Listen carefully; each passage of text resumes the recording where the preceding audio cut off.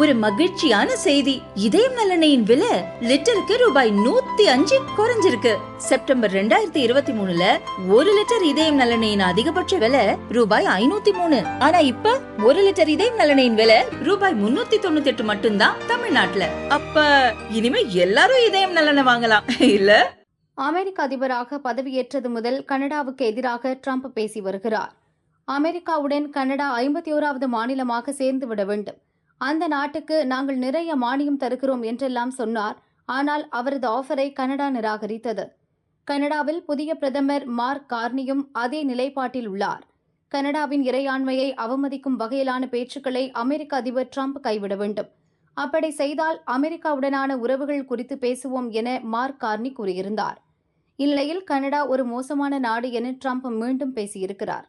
அவர் அளித்த பேட்டியில், நான் ஒவ்வொரு நாட்டையும் நேரடியாக அல்லது மறைமுகமாக கையாள்கிறேன்.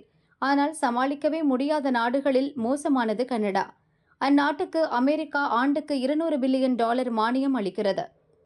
எங்களுக்கு கனடாவின் ஆற்றல் தேவையில்லை. ஆட்டோமொபைல் உள்ளிட்ட அவர்களின் எந்த பொருளுமே தேவையில்லை. அது எங்கள் 51வது மாநிலமாக இருக்க வேண்டும்.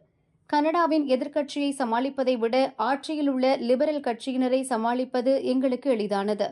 நடக்கப்போகும் ஃபெடரல் தேர்தலில் அவர்கள்தான் வெற்றி பெறுவார்கள். ஆனால் அதை பற்றி எனக்கு கவலை இல்லை என ட்ரம்ப் கூறினார்.